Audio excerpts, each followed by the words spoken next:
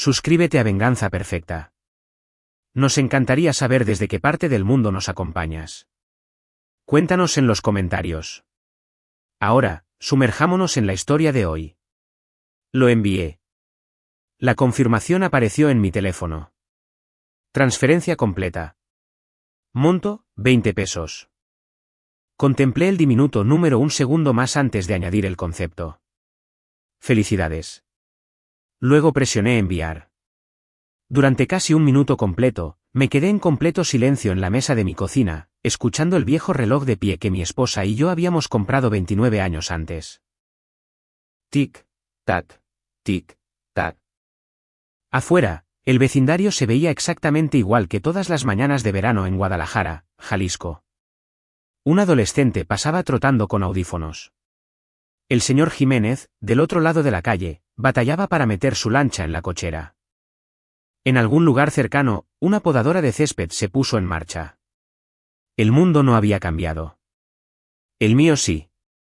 Tomé otro teléfono. Cerrajería Morales. Hola, dije con calma. Quisiera que me cambiaran hoy todas las cerraduras de mi casa. Todas. La puerta principal, la puerta trasera, el garaje, la entrada lateral. El hombre dudó. ¿Perdió sus llaves? No. ¿Le preocupa que alguien las haya copiado?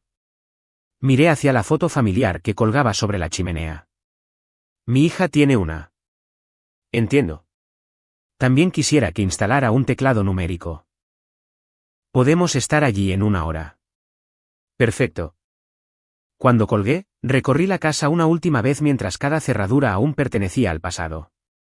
La puerta principal, la entrada de la cocina, la puerta corrediza de cristal que daba al pequeño huerto que María y yo habíamos plantado antes de que el cáncer me la arrebatara. Cada cerradura guardaba recuerdos. Cada llave había significado confianza alguna vez. Ya no más. 3 horas después, el cerrajero terminó de guardar sus herramientas. Me entregó 2 llaves completamente nuevas. Nadie entra a menos que usted quiera. Asentí. Ese es exactamente el punto. Se marchó. 20 minutos después, alguien golpeó con fuerza mi puerta principal. Papá. Reconocí la voz de mi hija al instante. ¿Qué demonios? La perilla de la puerta se sacudió violentamente. Mi llave no funciona. No respondí. Volvió a golpear. Papá, abre esta puerta. Otra voz se unió a la suya.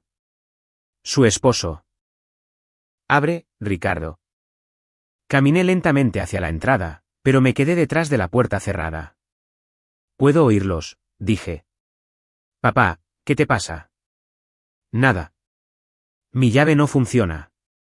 Lo sé. ¿Qué quieres decir con que lo sabes? Mandé cambiar las cerraduras.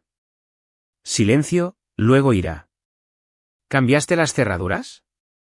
Sí. No puedes hacer eso. Ya lo hice.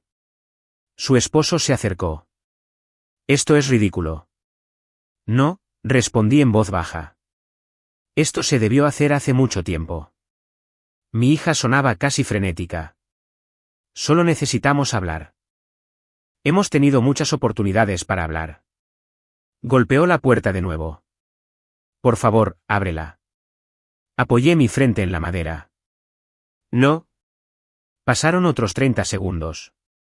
Luego la oí susurrarle algo a su esposo. Él sacó su teléfono. 5 minutos después, una patrulla de la policía de Guadalajara entró en mi cochera. Ese fue el momento en que me di cuenta de lo extraña que podía volverse la vida. 34 años antes, yo había cargado a esa pequeña niña dentro de esta misma casa, envuelta en una manta rosa después de traerla del hospital civil. Ahora, estaba afuera tratando de convencer a los oficiales de policía de que la había dejado fuera de una casa que legalmente nunca había pertenecido a nadie más que a mí. Es curioso cómo funciona la vida. Mi nombre es Ricardo Lozano. Tengo 66 años. Durante 30 años, trabajé como electricista para el Ayuntamiento de Guadalajara. Nada glamoroso, nada sobre lo que alguien escribiría. Arreglaba semáforos, alumbrado público, edificios gubernamentales, escuelas, bibliotecas. Si algo se quedaba sin luz, lo más probable es que llamaran a nuestro equipo. No era rico. Nunca esperé serlo. Pero dormía bien todas las noches porque cada peso que ganaba lo obtenía honestamente. Mi esposa María solía bromear diciendo que podía reparar cualquier cosa excepto mi propia cafetera. No se equivocaba. Ella murió hace 22 años. Cáncer de mama. Emilia, nuestra hija, tenía 12 años. La gente me decía que me volviera a casar. Nunca lo hice. No porque dejara de amar a las mujeres. Porque cada hora libre le pertenecía a mi pequeña. Aprendí a hacer trenzas. Quemé más hot cakes de los que cualquier padre debería admitir. Asistí a recitales de danza donde no podía distinguir una rutina de otra, pero aplaudía más fuerte que nadie. Cuando los muchachos finalmente comenzaron a llamar a la casa, bueno, digamos que de repente disfrutaba contestar el teléfono. Emilia siempre se reía. Papá, ¿qué? ¿Lo asustaste? Bien. Me avergonzaste. Es parte del trabajo. En aquel entonces, me abrazaba de todos modos. El dinero siempre fue escaso. Hubo años en que me salté las vacaciones. Años en que manejé camionetas que probablemente deberían haberse jubilado antes que yo. Reparaba electrodomésticos en lugar de reemplazarlos. No porque disfrutara ser tacaño, sino porque la universidad no se iba a pagar sola. Emilia se graduó de la Universidad de Guadalajara sin deudas estudiantiles. Todavía recuerdo verla caminar por ese escenario. ¿Lloré? Ella fingió no darse cuenta. Más tarde, me abrazó. Lo logramos. No, le dije. Tú lo lograste. Ella sonrió. Ambos lo logramos. Esas podrían haber sido las palabras más felices que he escuchado. Las cosas cambiaron después de que conoció a Bruno. No era un mal hombre, al menos no al principio. Trabajaba para una firma de consultoría en la Ciudad de México antes de ser transferido a Guadalajara. Trajes caros, relojes de lujo, sonrisa perfecta, dientes perfectos. El tipo de persona que de alguna manera hacía que cada restaurante se sintiera como si le perteneciera. Sus padres tenían dinero. Dinero de verdad, casa en el lago, membresía en un club de campo, vacaciones internacionales cada año. La primera vez que los conocí, la madre de Bruno miró mi comedor con la sonrisa educada que la gente usa cuando intenta no criticar algo. Este hogar tiene carácter.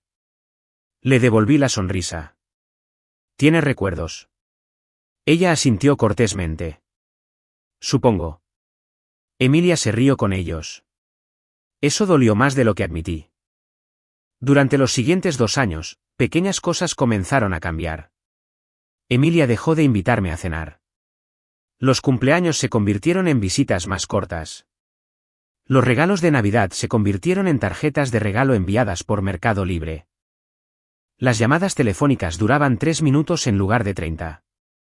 Cada vez que los padres de Bruno organizaban fiestas, de alguna manera yo no estaba disponible. O tal vez ellos no lo estaban. Finalmente, dejé de preguntar. Dolía menos. Al menos eso pensaba. Hasta que un domingo por la tarde, Emilia llamó. Papá, ¿puedo ir a tu casa? Por supuesto. Llegó sola. Sin sonrisa, sin abrazo. Se sentó en la mesa de mi cocina, girando su taza de café en círculos. Finalmente, levantó la vista. Necesito decirte algo. Esperé. La lista de invitados de la boda. Se me encogió el estómago.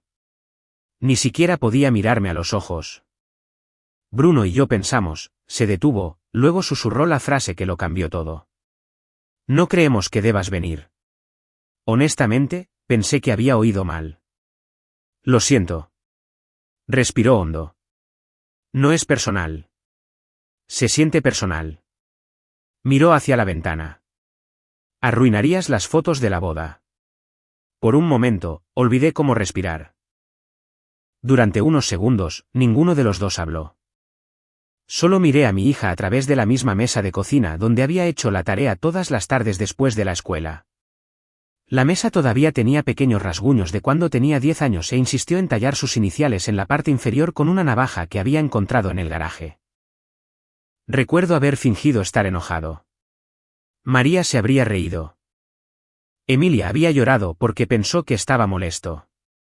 La abracé antes de dormir y le dije que algunas cosas eran más valiosas porque guardaban recuerdos. Ahora me preguntaba si recordaba alguno de ellos.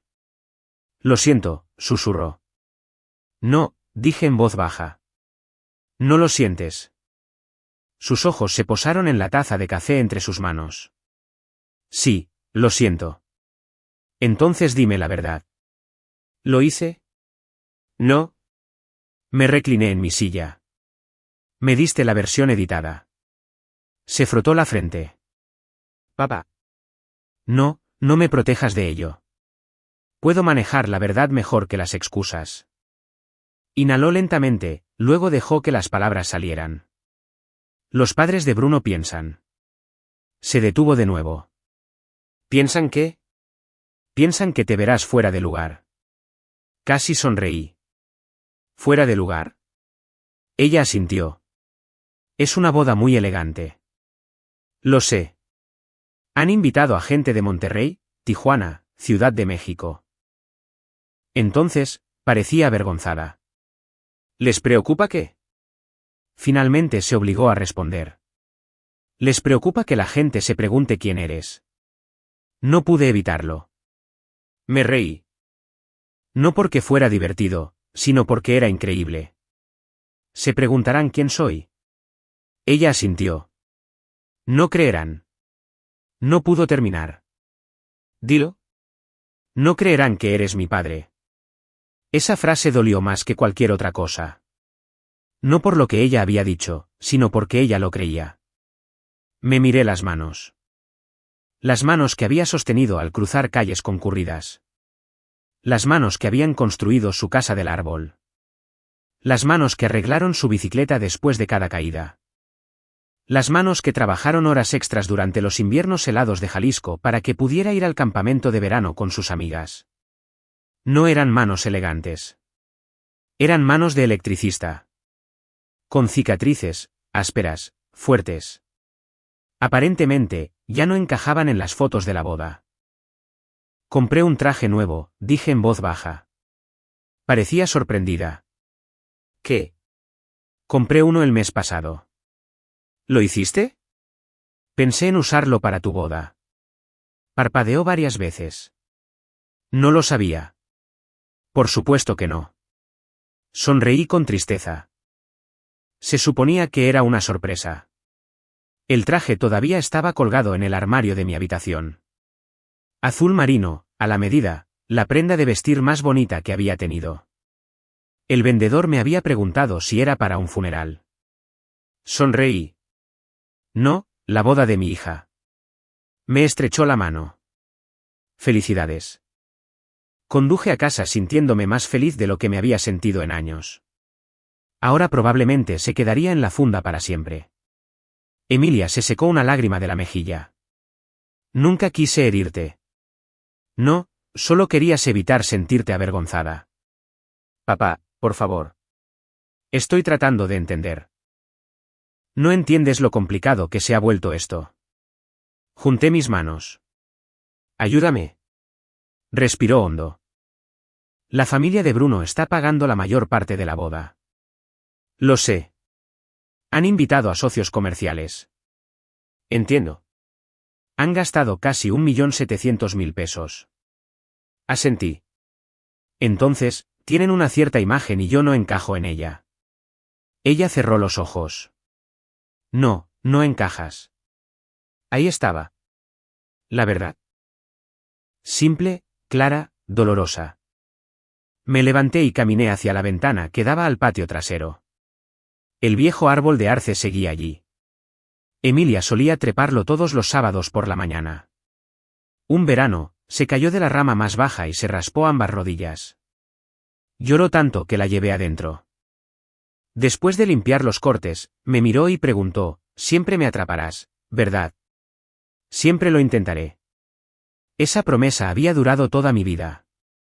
Aparentemente, La de ella había expirado. Supongo que Bruno está de acuerdo con esto. Emilia dudó.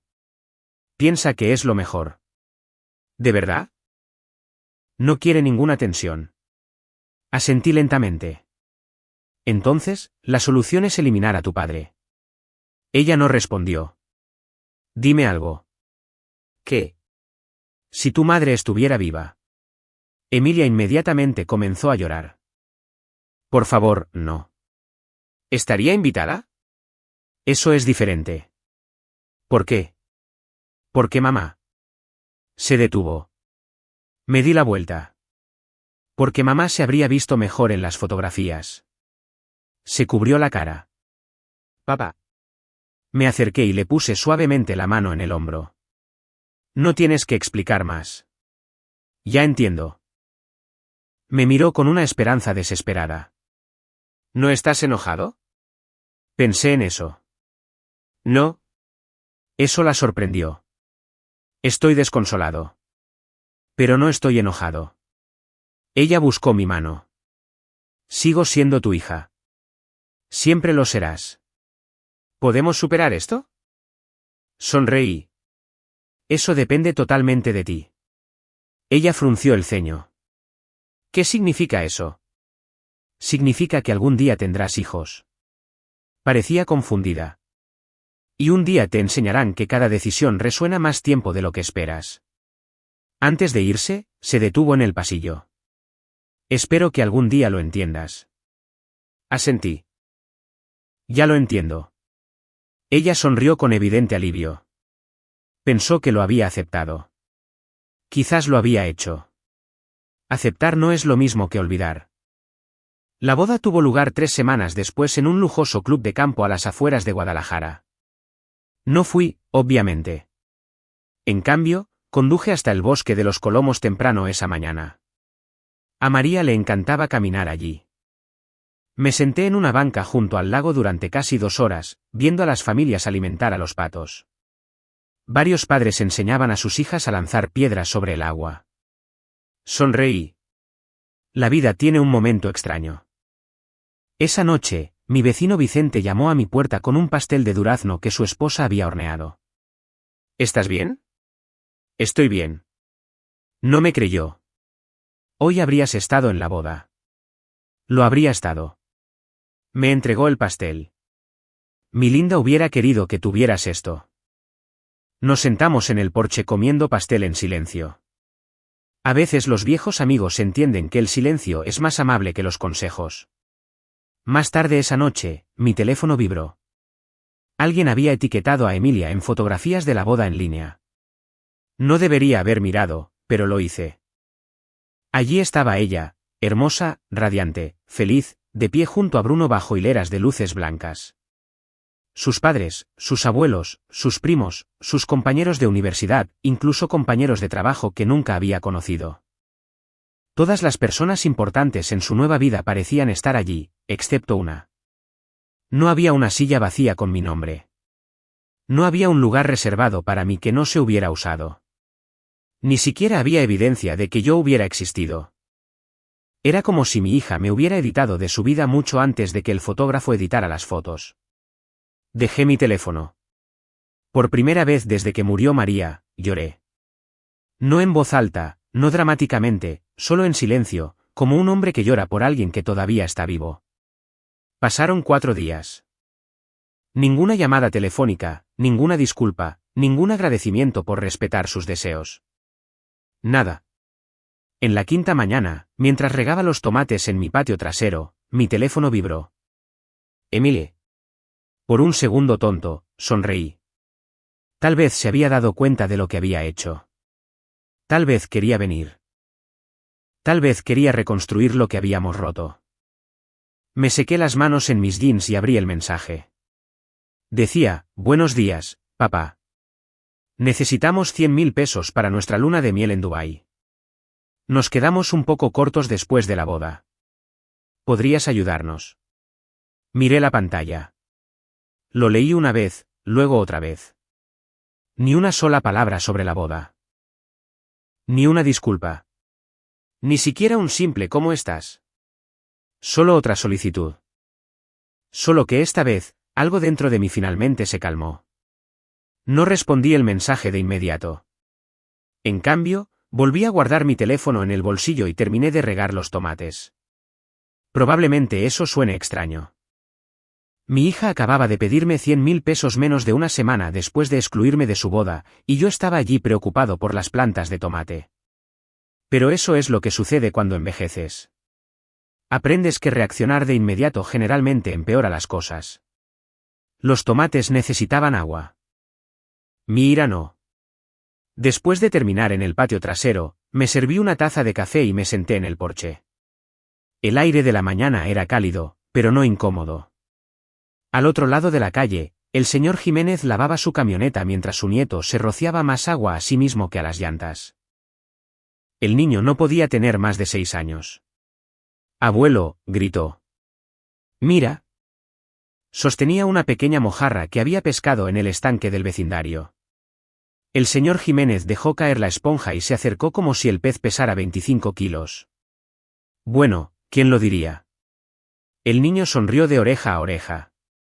Verlos juntos me hizo sonreír. Luego volví a mirar mi teléfono. El mensaje de Emilia seguía ahí. Sin saludo, sin disculpa, sin reconocimiento de que me había borrado de uno de los días más importantes de su vida. Solo necesitamos 100.000 pesos. Es curioso cómo unas pocas palabras pueden decirte todo lo que necesitas saber. Abrí nuestra antigua conversación de mensajes, no solo los recientes, toda la conversación. Años de conversaciones. Me desplacé lentamente hacia arriba. Había deseos de cumpleaños, fotos de su perro, preguntas sobre recetas. Seguí desplazándome. Cuanto más atrás iba, más cálidas se volvían las conversaciones. Papá, conseguí el trabajo. Papá, gracias por ayudarme a mudarme. Papá, hoy extraño a mamá. Papá, ¿podemos cenar el domingo? Luego, en algún momento alrededor de la época en que Bruno entró en su vida, todo cambió. Papá, ¿puedes prestarnos 15.000 pesos? Papá, ¿podría ser mi aval? Papá, ¿puedes cuidar al perro? Papá, estamos un poco cortos este mes. Papá, ¿puedes? Papá, necesitamos. Papá. Noté algo que me revolvió el estómago. Durante los 2 años anteriores, ni una sola vez me había preguntado cómo estaba. Ni una sola vez. Ya no era un padre. Me había convertido silenciosamente en un recurso, una cuenta de respaldo, un fondo de emergencia. No estaba enojado con Emilia. No en ese momento. Estaba enojado conmigo mismo porque había ayudado a crear esto. Cada vez que me pedía dinero, encontraba una razón para decir que sí. Apenas está comenzando. Las parejas jóvenes tienen dificultades. Eso es lo que hacen los padres. Quizás todo eso era cierto, pero había olvidado algo igualmente importante. Se supone que los padres no deben financiar la falta de respeto. Alrededor del mediodía, sonó mi teléfono. Vicente, ¿estás ocupado? No realmente. ¿Quieres ir a almorzar? 30 minutos después, estábamos sentados dentro de un pequeño restaurante al que ambos habíamos ido durante casi 20 años. La mesera sabía nuestros nombres. Ni siquiera le preguntó a Vicente qué quería. Hamburguesa con aros de cebolla. Me conoces demasiado bien. Me miró a mí. El pastel de carne de siempre. Sonreí. Lees la mente. Después de que ella se fue, Vicente se inclinó sobre la mesa. ¿Te ves cansado? Lo estoy. ¿Todavía te molesta lo de la boda? No respondí de inmediato. En cambio, le pasé mi teléfono. Leyó el mensaje de Emilia. Sus cejas se arquearon. ¿Realmente envió esto esta mañana? Lo leyó de nuevo. ¿Sin disculpa? No. Me miró por un largo momento. Entonces, ¿qué vas a hacer? Honestamente, no lo sé. Vicente asintió lentamente. ¿Sabes lo que mi papá solía decirme? ¿Qué? Si la gente solo se acuerda de tu número de teléfono cuando necesita dinero. Se encogió de hombros. No te llaman porque te extrañen. Esa frase se quedó conmigo toda la tarde. De vuelta en casa, entré en la habitación de invitados. La mayoría de la gente la llamaría así. Yo todavía la llamaba la habitación de Emilia, aunque se había mudado hacía casi 10 años. Su viejo librero seguía allí. También la colcha descolorida que María había cosido a mano. Dentro del armario había varias cajas que nunca se había molestado en llevar. Trofeos escolares, zapatillas de baile, viejos animales de peluche, una caja de zapatos llena de tarjetas de cumpleaños que le había escrito cada año. Encima de una caja había un dibujo con crayones enmarcado, figuras de palitos, una niña pequeña, un hombre alto. Encima de nosotros, había escrito con letras gigantes y desiguales: mi papá es mi héroe. Me senté en el borde de la cama sosteniendo esa foto durante casi 15 minutos. ¿Qué le pasó a esa niña? O quizás una mejor pregunta era, ¿cuándo dejé de ver a la mujer en la que se había convertido? Al final de la tarde, conduje hasta el banco. No porque necesitara efectivo, sino porque necesitaba tiempo. A veces conducir me ayuda a pensar. Para cuando estacioné, había tomado mi decisión. No iba a sermonear a Emilia. No iba a discutir. No iba a enviar un largo mensaje emocional enumerando cada sacrificio que había hecho. La gente ya sabe lo que ha hecho. No necesitan un discurso. Necesitan consecuencias. Abrí mi aplicación bancaria, escribí 20 pesos. Concepto. Felicidades. Mi pulgar se cernía sobre la pantalla. Por un segundo, me pregunté si estaba siendo mezquino. Luego recordé estar de pie fuera de la boda de mi propia hija en mi imaginación, sabiendo que ni siquiera me habían dado la oportunidad de asistir. Presioné enviar. Una extraña sensación me invadió. No satisfacción, no venganza, alivio. La siguiente llamada no fue a mi hija. Fue a Cerrajería Morales. Quisiera que me reemplazaran todas las cerraduras. El hombre preguntó por qué. Mi hija tiene una llave. ¿Cree que vendrá? Sé que lo hará. ¿Y no la quiere adentro? Miré alrededor de la casa silenciosa. No, no la quiero. Se programó una cita para la mañana siguiente. Esa noche, conduje hasta el cementerio. María se había ido hace 22 años, pero hablar con ella todavía se sentía natural. Coloqué lirios blancos frescos junto a su lápida. Creo que estarías decepcionada de ambos, dije en voz baja. La diferencia es, sonreí con ojos cansados. Que probablemente me dirías que la perdonara. Una brisa se movió entre los robles.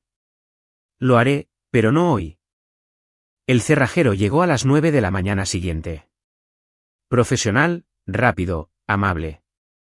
En 2 horas, todas las cerraduras habían sido reemplazadas. El teclado del garaje tenía un nuevo código. La llave de repuesto escondida debajo de la maceta desapareció para siempre. Cuando terminó, me entregó 2 llaves nuevas. Está todo listo.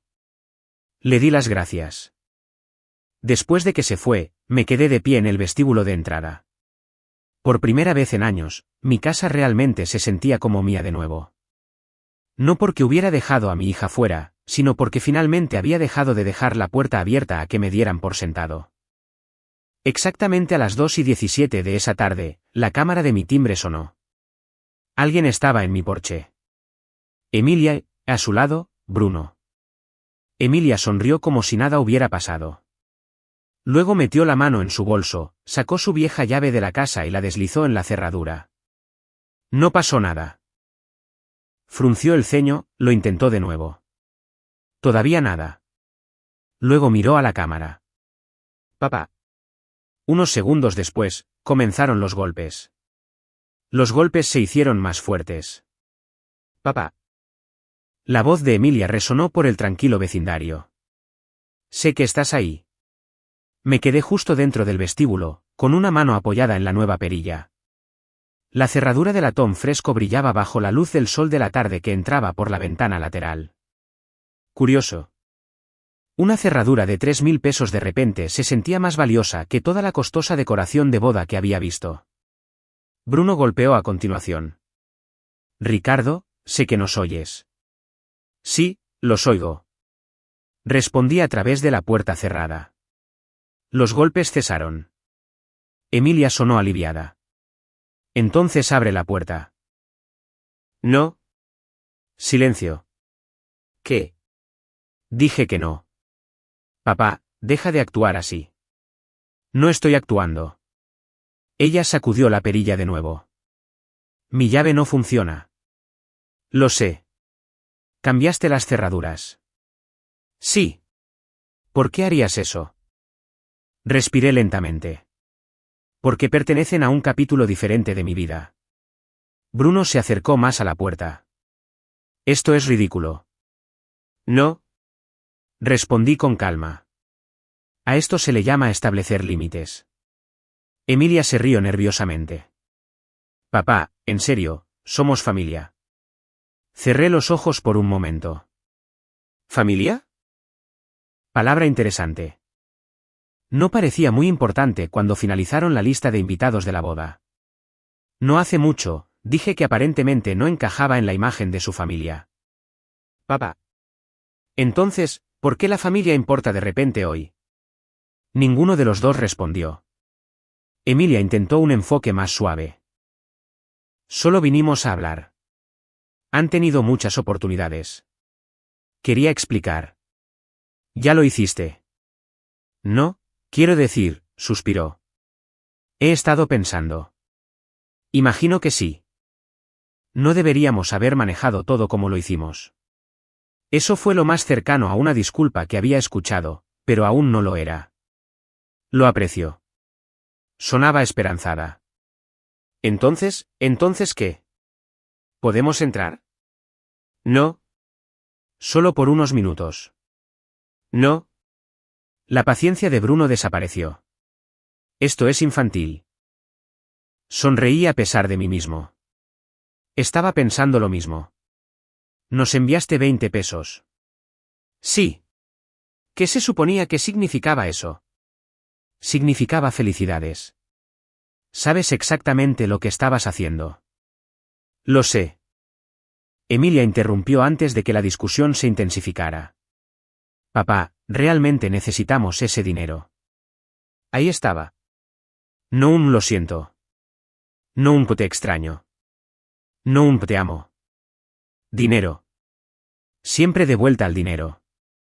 Abrí la pequeña ventana lateral junto a la puerta principal, lo suficiente para conversar. Emilia parecía agotada. La emoción de las fotos de su boda había desaparecido. Círculos oscuros descansaban bajo sus ojos. Bruno parecía más irritado que cualquier otra cosa. Papá, comenzó ella. La luna de miel no está completamente pagada. Lo sé.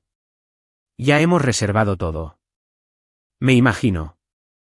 Si cancelamos ahora, perderemos nuestros depósitos. Lamento oír eso. Ella parpadeó. ¿Eso es todo? ¿Qué te gustaría que dijera? Siempre has ayudado. Asentí. Sí. Entonces, ¿por qué no ahora? Porque ayudar a alguien y consentir a alguien son dos cosas diferentes. Ella frunció el ceño. No entiendo. Lo sé. Bruno se cruzó de brazos. Dejemos de fingir que esto es por dinero. No lo es. Estuve de acuerdo. Es porque estás molesto por la boda. Estoy desconsolado por la boda. Es lo mismo. No. Negué con la cabeza. Muy diferente. Parecía confundido. Si simplemente estuviera molesto, el tiempo lo arreglaría. Miré directamente a Emilia. Pero tu decisión me dijo algo. ¿Qué? Te avergonzabas de mí. Emilia protestó de inmediato. No me avergonzaba. Dijiste que arruinaría las fotografías. Yo no dijiste que te avergonzaría haciendo una escena. No dijiste que podría beber demasiado. No dijiste que ofendería a los padres de Bruno. Dijiste que arruinaría las fotos. Ella desvió la mirada. Por mi apariencia. Su silencio respondió por ella. Cerré silenciosamente la pequeña ventana, no para terminar la conversación, sino porque no quedaba nada que decir. Segundos después, Bruno golpeó la puerta con la palma de la mano. Esto es increíble. Sacó su teléfono.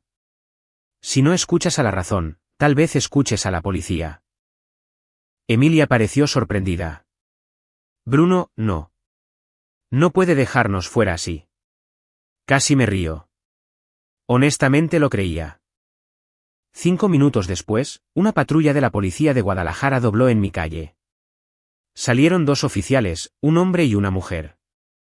Ambos parecían tener la experiencia suficiente para reconocer una discusión familiar antes de que nadie abriera la boca. El oficial masculino se acercó primero a Bruno. ¿Qué está pasando? Bruno señaló hacia mi casa.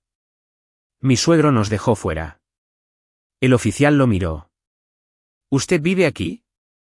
No. ¿Su esposa? Emilia dudó. No. El oficial pareció un poco perplejo. Entonces, ¿quién es el dueño de la propiedad? Bruno señaló hacia la puerta principal. El oficial parpadeó una vez, luego lo miró de nuevo. Lo siento. ¿Puede explicar por qué estamos aquí? Un suave golpe sonó en mi puerta. La abrí. Solo lo suficiente. La oficial sonrió cortésmente. Buenas tardes, señor. Buenas tardes. Soy la oficial Ramírez. Recibimos una llamada. Lo supuse. Miró detrás de mí. ¿Le importa si le hago un par de preguntas? Por supuesto. ¿Estos 2 viven aquí? No. ¿Tienen permiso para entrar? Ya no. Ella asintió. ¿Tenían llaves anteriormente? Mi hija sí. Y cambió las cerraduras esta mañana. ¿Por qué? Respondí honestamente. Porque ya no quiero que nadie entre a mi casa sin mi permiso. No escribió nada. Simplemente asintió. ¿Puedo preguntar si alguien ha amenazado a alguien hoy? No. ¿Algún contacto físico? No. Ella sonrió cortésmente. Gracias. Los 2 oficiales se hicieron a un lado y hablaron en voz baja durante menos de 1 minuto. Luego, la oficial Ramírez regresó hacia Emilia. Lo siento, pero su padre no ha cometido ningún delito. Emilia parecía atónita. Pero siempre he tenido una llave. Eso no establece residencia. Bruno interrumpió. Pero es su hija. La oficial Ramírez asintió. Entiendo. Pero ser el hijo adulto de alguien no le da el derecho legal de entrar a su casa. El oficial masculino añadió con suavidad. Si el dueño de la casa revoca el permiso y cambia las cerraduras, eso generalmente está dentro de sus derechos. La cara de Bruno se puso roja. ¿Así que eso es todo? ¿Se supone que debemos irnos? Si él les está pidiendo que se retiren de su propiedad, sí. Emilia parecía como si le hubieran sacado el aire de los pulmones. Se volvió hacia mí. Así que realmente no me quieres aquí. La miré a los ojos. No dije eso. Lo acabas de demostrar. No. Hablé lo suficientemente bajo como para que solo ella pudiera oír. Tú demostraste algo primero. Una lágrima rodó por su mejilla. Por primera vez desde la boda, vi un dolor genuino. No porque no se hubiera salido con la suya, sino porque quizás por primera vez, entendió que las acciones tienen consecuencias. Antes de subir a la patrulla, la oficial Ramírez se acercó de nuevo a mí. Con una voz apenas audible, dijo, mi padre dejó de hablarme durante 3 años. La miré. Tenía 25 años. Pensaba que lo sabía todo. Ella sonrió con tristeza. Ojalá alguien me hubiera enseñado antes que los padres también tienen corazón. Se quitó el sombrero. Espero que las cosas se arreglen. Yo también. Emilia y Bruno caminaron lentamente de regreso a su camioneta. Ella subió sin decir otra palabra. Él arrancó el motor. El vehículo se alejó. Me quedé en el porche hasta que desapareció a la vuelta de la esquina. El vecindario volvió a su ritmo habitual. Los niños andaban en bicicleta. Alguien paseaba un Golden Retriever. Un camión de reparto se detuvo a 2 casas de distancia. La vida seguía. Yo también. O al menos quería creer que lo había hecho. Esa noche, me senté solo en mi patio trasero, viendo el sol desaparecer detrás del árbol de arce. El silencio ya no se sentía solitario. Se sentía honesto. Por primera vez en años, no estaba esperando que mi teléfono sonara con otra solicitud. No me preguntaba si había hecho lo suficiente. No estaba tratando de ganarme un lugar en la vida de mi propia hija. Si algún día me quería allí, tendría que venir como mi hija, no como una cliente que visita un banco. Pasaron 3 semanas. Sin llamadas, sin mensajes, sin correos electrónicos.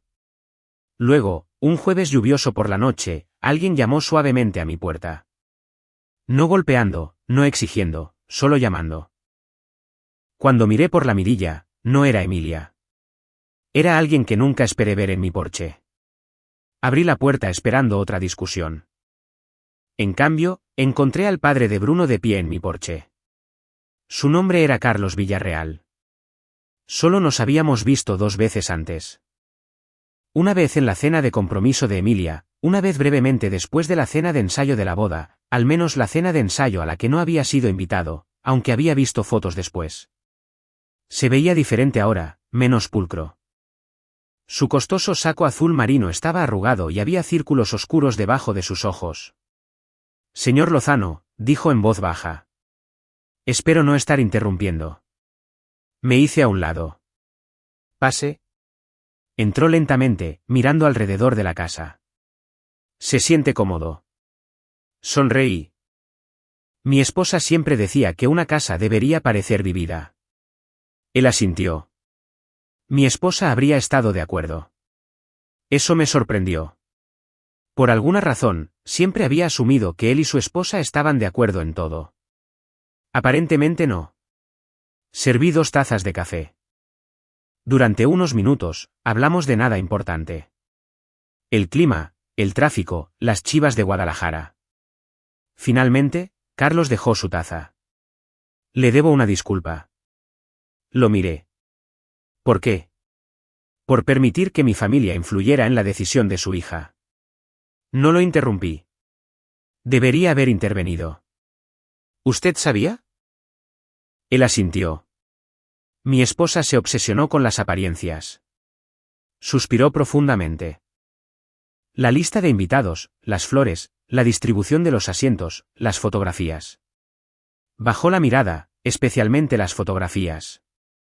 Se frotó la frente. Le dije que no valía la pena herir a la gente. ¿Qué dijo ella? Dijo que la gente olvidaría la comida. Olvidarían la música, pero recordarían las fotos para siempre. No pude evitar negar con la cabeza. La ironía, dije en voz baja, es que probablemente recordarán esto por mucho más tiempo. Carlos me dio una sonrisa cansada. Creo que tiene razón. Se levantó para irse. Antes de llegar a la puerta principal, se dio la vuelta. Emilia lo ama. No respondí. Cometió un terrible error.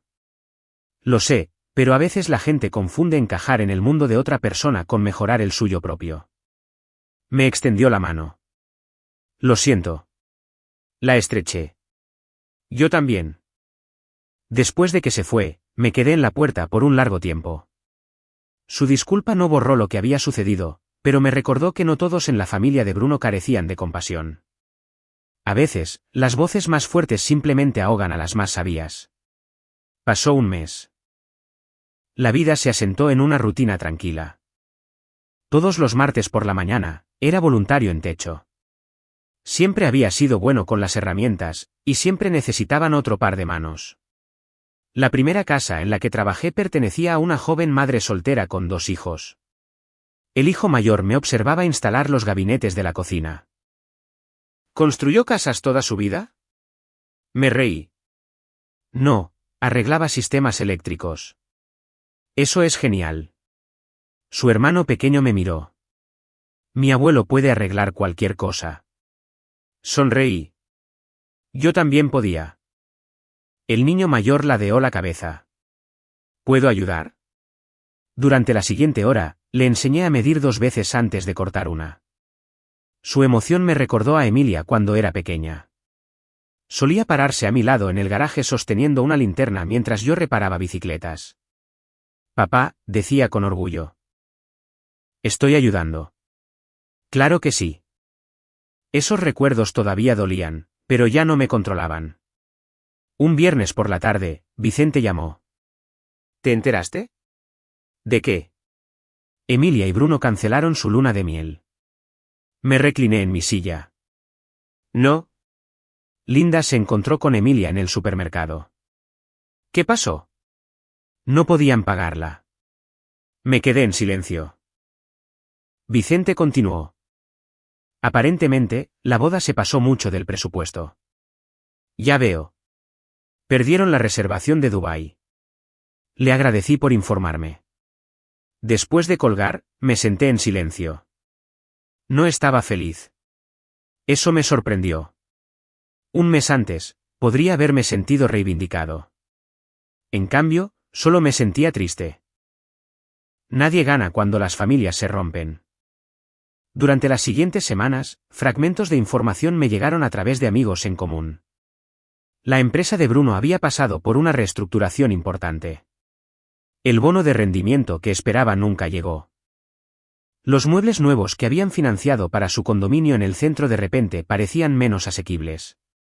Los saldos de las tarjetas de crédito crecieron.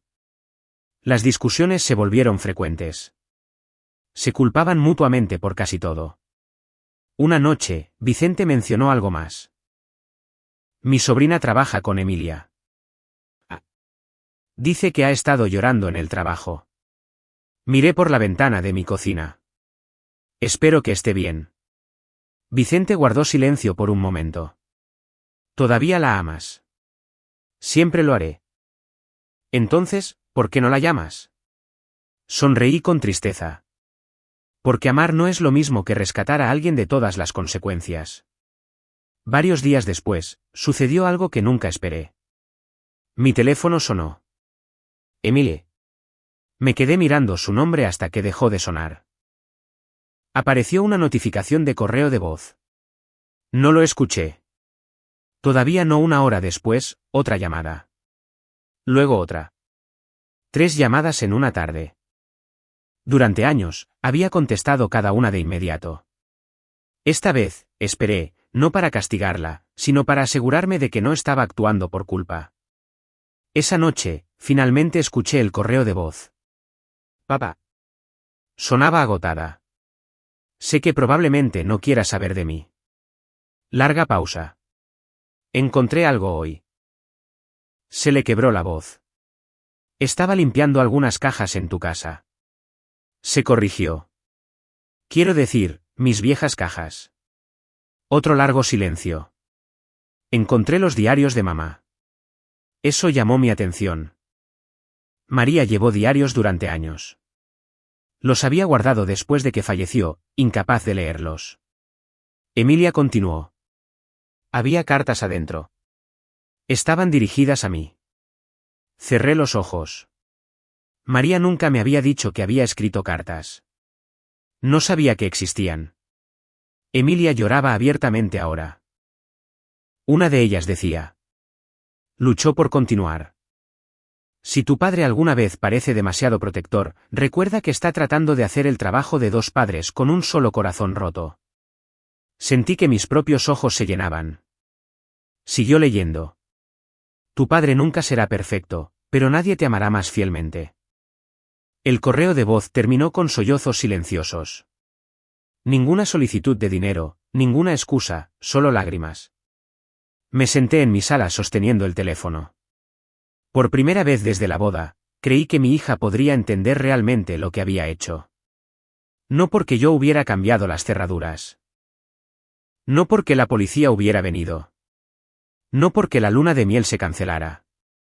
Sino porque las palabras de su madre habían llegado a un lugar al que mi ira nunca podría.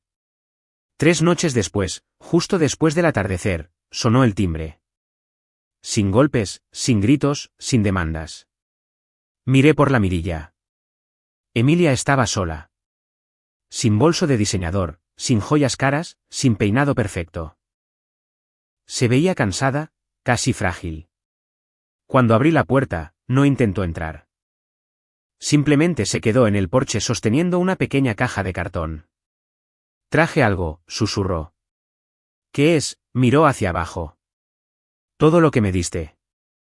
Dentro de la caja, ya podía ver la llave de repuesto de la casa, la tarjeta de crédito que le había mantenido para emergencias, el control del garaje, incluso el viejo teléfono celular familiar que había pagado durante años. Luego levantó la vista. Sus ojos estaban hinchados de tanto llorar. Ya no quiero tu dinero. Otra lágrima rodó por su mejilla. Solo quiero a mi papá de vuelta. Por primera vez en semanas, no supe qué decir.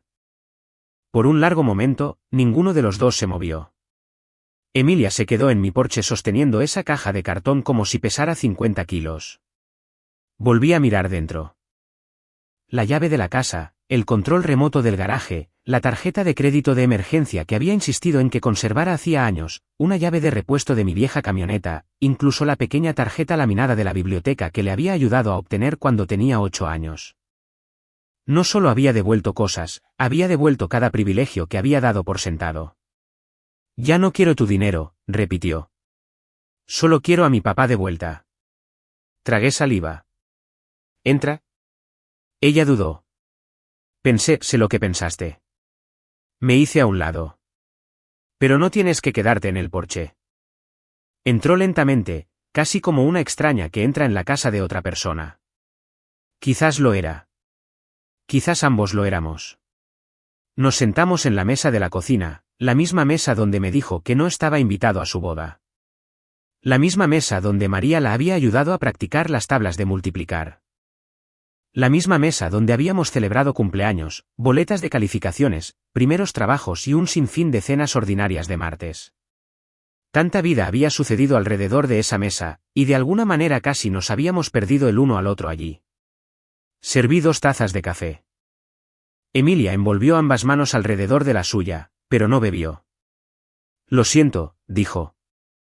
Esperé, no porque quisiera hacerla sentir incómoda, sino porque quería escuchar todo lo que había venido a decir. Bajó la vista. No. Negó con la cabeza. Lo siento, no es suficiente. No lo es. Lo sé.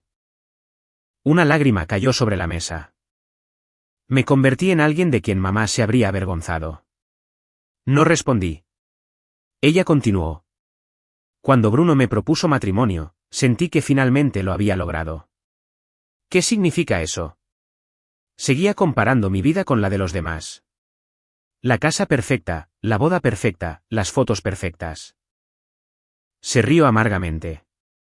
Pasé tanto tiempo tratando de impresionar a personas que apenas me conocían que alejé a la única persona que me amaba antes de que tuviera algo. Metió la mano en su bolso y sacó un trozo de papel doblado. Traje esto. Era una de las cartas de María. Los bordes estaban gastados de haber sido desdoblada tantas veces en las últimas semanas. Emilia me la entregó. La he leído todos los días. La abrí con cuidado. La letra de María no había cambiado en 22 años. Había escrito, si estás leyendo esto, significa que ya no estoy allí para recordarte algo importante. Nunca midas a las personas por lo que visten, lo que ganan o lo que otros piensan de ellas. Mídelas por quién se queda a tu lado cuando la vida se vuelve difícil. Si alguna vez tienes que elegir entre proteger el orgullo de alguien y proteger el corazón de tu padre, elige a tu padre. Dejé de leer. Mi vista se había vuelto demasiado borrosa. Emilia terminó en voz baja la última frase de memoria. Porque ninguna fotografía te amará de vuelta. La habitación quedó en silencio. María había escrito esas palabras mucho antes de que Emilia conociera a Bruno. Sin embargo, de alguna manera ella lo había visto venir. No estoy aquí para culpar a Bruno, dijo Emilia después de un rato. Cometió errores. Yo también. Pude haber dicho que no. Pude haber insistido en que estuvieras allí. No lo hice. Se secó los ojos. Y eso es mi culpa. Asentí lentamente. Gracias. Parecía sorprendida. ¿Por qué? Por no culpar a todos los demás. Hubiera sido más fácil. Usualmente lo es. Miró alrededor de la casa. Se siente diferente. Lo es. ¿Redecoraste? Sonreí. No. Dejé de esperar. Ella frunció el ceño. ¿Qué quieres decir? Pasé años esperando llamadas, esperando invitaciones, esperando sentirme importante. Cuando dejé de esperar, comencé a vivir de nuevo. Le conté sobre Techo, los niños pequeños que aprendían a usar una cinta métrica, Vicente y Linda, las mañanas tranquilas en el jardín, las noches que María y yo habíamos soñado pero nunca habíamos alcanzado juntos. Emilia escuchó sin interrumpir. Me perdí todo eso. Sí. Lo siento. Lo sé. Unos días después, Bruno llamó. Casi no contesto. Casi.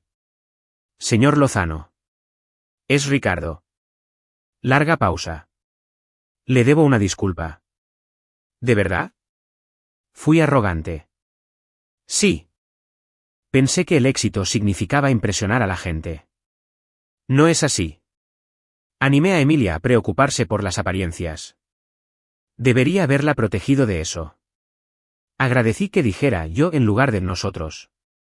La responsabilidad importa. Estoy tratando de ser un mejor esposo. Espero que lo seas.